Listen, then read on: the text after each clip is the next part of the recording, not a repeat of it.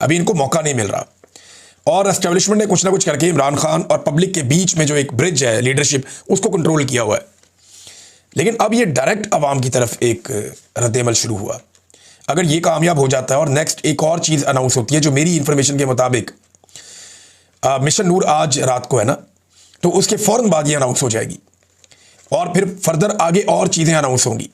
तो एस्टेब्लिशमेंट को इस चीज़ का डर पैदा हो गया कि अगर लोग खुद ही से एक तहरीक बना के बाहर आ गए और खुद ही से लोगों ने सोशल मीडिया के ज़रिए से, यही हुआ था ना श्रीलंका में, बांग्लादेश में और नेपाल में, कि लोग अपने तौर पे निकल आए थे, तो एस्टेब्लिशमेंट को डर लग गया। रात जो है वो बहुत सारे अफसरान ने बेचारों ने झाँक कर गुजारी है।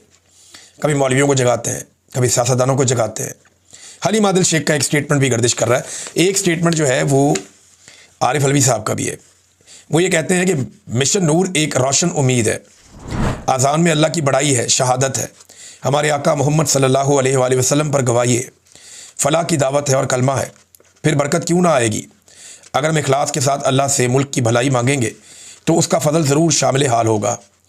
आवाम की निजात और उसी दिन मुमकिन है जब फस्तायत का अंधेरा ख़त्म हो और जमहूरियत का सूरज दोबारा तलू हो इंशाअल्लाह।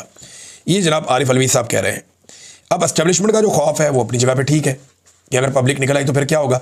तो आज पाकिस्तानी कितने बड़े पैमाने पर निकल कर अपनी छतों पर आकर, आपने बाहर नहीं जाना, आपने कहीं जाके पुलिस को चैलेंज नहीं करना, आपकी चादर और चारदीवारी के अंदर कोई नहीं आ रहा, आप करोड़ों पाकिस्तानी हैं, अपनी अपनी छत पे चढ़ें जहाँ पे आप मौजूद हैं, चाहे दोस्त इकट्ठे होकर किसी छत पे चले जाएं, चाहे अपनी अपनी छत पे आ जाएं, खड़े हों और अजान दें। बड़ी आसान है अजान। जो लोग नहीं दे सकते वो दूसरे को बोले वो अजान दे, वहाँ खड़े होकर सुने और उसकी वीडियो बनाकर सोशल मीडिया पे अपलोड करें। अगर 10-15 हज़ार लोगों ने ये वीडियोस बना के अपलोड कर दी, अजान तो बेशुमार लोग देंगे मुझे पता है, लेकिन सारे लोग वीडियो नहीं बना पाएंगे। तो जिन लोगों ने ये वीडियोस बना के अपलोड कर दी, उससे एक बहुत बड़ा इम्पैक्ट क्रिएट होगा और फिर वो आगे बढ़ेगा। आगे क्या होगा मैं थोड़ा बहुत जानता हूँ, लेकिन अभी आपको बताऊँगा नहीं। जिन लोगों ने ये काम शुरू किया ना, उन्हीं को आगे बढ़ाने दीजिए और वही बढ़ाएं तो ज़्यादा बेहतर है। नादरीन, ये तो मिशन नूर है और आज पाकिस्तानी जो है वो, और ये एक किसी पॉलिटिकल पार्टी का नहीं है, ये भी याद रखिएगा। ये इनिशिएटिव आम पाकिस्तानियों का है और आम पाकिस्तानी ये करना चाहते हैं for the sake of this country. Allah से रब्ता करना तो कोई जुर्म ना पहले था ना अब है, और अल्लाह ही जो है वो सारे मामलात को संभालने वाला है, उसके अलावा कोई और कादिर मुतलक नहीं है। दूसरा नादरीन, आज बरतानिया में ओवरसीज़ पाकिस्तानियों का एक बड़ा इम्तिहान है। इम्तिहान ये है कि इन्होंने बहुत एहतजाज किए, बरतानिया में हमेशा एहतजाज किए, बहुत बड़े बड़े एहतजाज किए, बड़े कामयाब एहतजाज भी किए। लेकिन अब इन्हें मौका मिला है शहबाज शरीफ के खिलाफ एहतजाज करने का, क्योंकि शहबाज शरीफ एक सियासी तकरीब करने जा रहे हैं बरतानिया में, लंदन में, और ये मैरियट में इनकी तकरीब है अब तक की इतला के मुताबिक। इसमें आसिम मुनीर साहब ने शिरकत करनी थी, इसके बारे में काफ़ी तैयारियां भी की गई थी। अभी अनकन्फर्म्ड इतलात आ रही है, यानी ये मुसद्दका इतलात नहीं है कि आसिम मुनीर साहब बरतानिया छोड़ चुके हैं और वो यहाँ से चले गए हैं। लेकिन ये भी हो सकता है कि ये एक पैंतरा हो कि ज़रा PTI वाले या ओवरसीज़ पाकिस्तानी कूल डाउन हो जाएं, फिर आसिम मुनीर साहब शिरकत कर लें इसके अंदर। लिहाजा जो एहतजाज है ओवरसीज़ पाकिस्तानियों का, मेरे पास जो उसके बारे में इंफॉर्मेशन है वो आसिम मुनीर साहब के ख़िलाफ़ है। वो शहबाज शरीफ को किसी गिनती में ही नहीं लेते, खाते में नहीं लाते। वो कहते जी एहतजाज तो हमारा आसिम मुनीर के ख़िलाफ़ है, और उन्हीं के बारे में उन्होंने पोस्टर्स उठाए होंगे। ये पोस्टर आप देख भी रहे हैं। लिहाजा 3 बजे पाकिस्तानी जो इन्होंने प्लान बनाया है वो इकट्ठे होंगे पाकिस्तान हाई कमीशन के बाहर, और उसके बाद ये मैरियट होटल तक पैदल जाएंगे लोग। ये 1 मील का फासला, ज़्यादा नहीं है, 10-12 मिनट का फासला है। ये वहाँ से निकलेंगे पाकिस्तान हाई कमीशन के बाहर से और पैदल चलते हुए चले जाएंगे मैरियट होटल के बाहर, जहाँ अंदर शहबाज शरीफ साहब अपनी एक पॉलिटिकल तकरीब कर रहे हैं। और आसिम मुनीर साहब का इसके बारे में पहले था कि वो होंगे, लेकिन फिर जो सोशल मीडिया पे पहले से खबरें आ गई और ओवरसीज़ पाकिस्तानी तगड़े हो गए, तो हो सकता है वो इसमें शिरकत ना करें। और उनके बारे में इतला ये है कि उन्होंने बरतानिया छोड़ दिया है, लेकिन ये इतला अभी मुसद्दका नहीं है। पाकिस्तान तहरीक इंसाफ के बहुत सारे लोगों ने मास्क हासिल कर लिए, इमरान खान के चेहरे वाले। वो ये मास्क पहनकर वहाँ एहतजाज करेंगे ताकि उनकी तस्वीरें बनाकर, वीडियो बनाकर पाकिस्तान की एजेंसियों को ना दी जा सके, क्योंकि इसके नतीजे में पाकिस्तान की एजेंसियाँ उनके रिश्तेदारों का पाकिस्तान में जीना हराम कर देती हैं। लिहाजा ये एक नया तरीका भी पाकिस्तान तहरीक इंसाफ अडॉप्ट करने जा रही है। तो ये नाज़रीन आज 2 इम्पॉर्टेंट चीज़ें हैं आज के दिन में। एक, बरतानिया में ओवरसीज़ पाकिस्तानियों का एहतजाज, दूसरा मिशन नूर जिसका आगाज़ जो है, जो आइडिया जो है वो अहमद खान साहब ने दिया था कनाडा से, और अब वो एक बहुत बड़ी तहरीक बन चुकी है। आगे ये कहाँ जाएगा वो आपको आने वाले दिनों में हम बताएंगे। अभी इसकी कामयाबी के ऊपर बहुत सारी चीज़ें डिपेंड करती हैं। नाज़रीन, सऊदी अरब और पाकिस्तान के हवाले से हुकूमत अब दावे कर रही है कि जब सऊदी अरब पे अटैक होगा तो पाकिस्तान पे हमला तस्वुर होगा, जब पाकिस्तान पे हमला होगा तो सऊदी अरब पे हमला तस्वुर होगा। और राना सनाउल्लाह साहब ने इंटरव्यू देते हुए इसमें नाम लिया अफ़गानिस्तान का और इसराइल का, कि अगर इसराइल सऊदी अरब पे अटैक करेगा तो पाकिस्तान जवाब देगा, और अगर अफ़गानिस्तान ने पाकिस्तान में कोई हमला करवाया या वहाँ से पाकिस्तान पे कोई हमला हुआ तो सऊदी अरब बिल्कुल उसको ऐसे ही लेगा जैसे ये सऊदी अरब के साथ हुआ है। राना सनाउल्लाह साहब ने भारत के बारे में नहीं बताया कि अगर भारत ने पाकिस्तान पे हमला किया तो फिर सऊदी अरब क्या करेगा।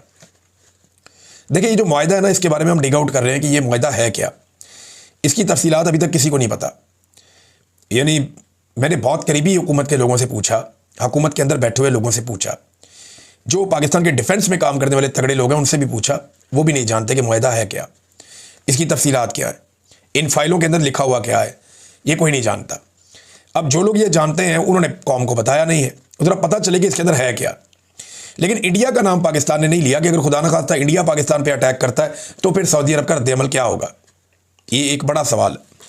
इसमें मैं एक डाटा आपके सामने रखता हूँ कि इंडिया और सऊदी अरब के माबैन जो म्यूचुअल ट्रेड होता है हर साल, जो वो आपस में एक दूसरे से इंपोर्ट एक्सपोर्ट करते हैं, उसका वॉल्यूम 40 अरब डॉलर से ज़्यादा का है। ये बहुत बड़ी अमाउंट है, 40 अरब डॉलर से ज़्यादा का। पाकिस्तान के साथ कितना करते हैं वो बहुत ही छोटा सा है। पाकिस्तान और सऊदी अरब का जो आपस का ट्रेड है वो, मेरे पास जो पहली रिपोर्ट आई है वो तो बहुत थोड़ा बता रहे हैं जी। ये तो 1 अरब डॉलर से भी कम बता रही है ये वाली रिपोर्ट जो मेरे साथ मौजूद है सामने। और ये समा टीवी की रिपोर्ट बता रही है कि पाकिस्तान का और सऊदी अरब का जो ट्रेड वॉल्यूम है वो पहुंच गया है 700 मिलियन डॉलर्स के मार्क तक। 700 मिलियन डॉलर, 1000 मिलियन डॉलर्स का 1 अरब डॉलर होता है। तो अब 40 गुना ज़्यादा है भारत के साथ उनकी तजारत। तो क्या वो भारत के ख़िलाफ़ जाएगा सऊदी अरब पाकिस्तान की हमायत में? ये वो सवाल है जिसका जवाब अभी तक हमारे पास इसलिए नहीं है कि ये एग्रीमेंट पब्लिक नहीं किया गया। इस एग्रीमेंट को हम खोज रहे हैं, कोशिश कर रहे हैं, कुछ और जर्नलिस्ट भी कर रहे हैं, मैं भी कर रहा हूँ, मेरे कुछ और दोस्त हैं वो भी अपने सोर्सेज को उन्होंने बहुत हिलाया जुलाया कि पता चले कि इस एग्रीमेंट में है क्या।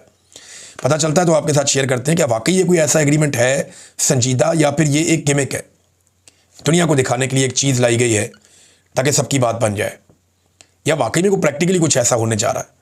अभी कुछ आप कह नहीं सकते, आने वाले दिनों में चीज़ें सामने आएंगी। पाकिस्तान आने वाले दिनों में कुछ मज़ीद अरब ममालिक से भी इसी किस्म के मुआहदे कर सकता है, और इसका फ़ायदा उन ममालिक को और पाकिस्तान सबको होगा कि एक तासुर बन जाएगा कि ये इकट्ठे हो गए। लेकिन देखें ना, जब भी कभी कोई मुआहदा होता है दिफाई नौइयत का, उसके पीछे बहुत लंबी चौड़ी स्टडीज़ होती हैं, बड़ी डिबेट्स होती हैं, पार्लियामान के अंदर, पार्लियामान के बाहर, नेशनल मीडिया के ऊपर फिर डिबेट की जाती है, थिंक टैंक्स इसके ऊपर काम करते हैं, दिफाई एक्सपर्ट्स इसके ऊपर काम करते हैं, मईशत के मैदान में इस पर चीज़ें देखी जाती हैं, फिर जाके ये कोई मुआहदा ऐसा होता है। लेकिन अचानक से मुआहदा सामने आ जाना, इसकी कोई माजी में ऐसी मिसाल मिलती नहीं है, हमने कभी माजी में ऐसा देखा नहीं है। हत्ता कि जंग भी चल रही हो ना तो उस दौरान भी इस तरह से एकदम मुआहदा सामने नहीं आता, ये चीज़ें टाइम लेती हैं। हम इसको ढूंढ रहे हैं इसके अंदर कि इसमें निकलता क्या है, फिर हम आपके साथ शेयर करेंगे। नाज़रीन, एक और सवाल ये है कि डोनाल्ड ट्रंप बगराम एयरबेस लेना चाहते हैं अफ़गानिस्तान में, क्या अफ़गानी वो देंगे? अफ़गानिस्तान की गवर्नमेंट ने जो डोनाल्ड ट्रंप की गवर्नमेंट के साथ बातचीत की है, वो ये कहते हैं जी हम किसी और मुल्क के फ़ौजियों को अफ़गान सरज़मीन पे वेलकम नहीं करते, उनकी ये पॉलिसी है। लेकिन वो ये कहते हैं दिफाई और माशी मैदान में हम दो तरफ़ा एक ताउन करने के लिए तैयार हैं। अमेरिका हमारे साथ ताउन करे, हम उनके साथ करते हैं, मईशत में भी, दिफा में भी, दहशतगर्दी के ख़िलाफ़ जिन चीज़ों में आप चाहते हैं आप आ जाएँ। तो अफ़गान जो हैं, जो मौजूदा अफ़गान हुकूमत है, वो बड़ी प्रोफेशनली दुनिया को डील कर रही है। आज अफ़गानिस्तान की इकॉनमी, फजल रहमान साहब कह रहे थे कि वो पाकिस्तान से बेहतर चल रही है। जो अफ़गान करेंसी है वो पाकिस्तान की करेंसी से कुछ 4 गुना बेहतर है इस वक्त, और ये एक जंग ज़दा इलाके की कहानी है। वो बेहतर परफॉर्म कर रहे हैं, वो आगे की तरफ बढ़ रहे हैं, उनकी पॉलिसी में बहुत ठहराव है। लेकिन पाकिस्तान हर चीज़ डे टू डे करता है, जज्बाती अंदाज में करता है। डोनाल्ड ट्रंप की भी तबीयत में ऐसा हिजान है, अचानक से अनाउंस कर देते हैं कोई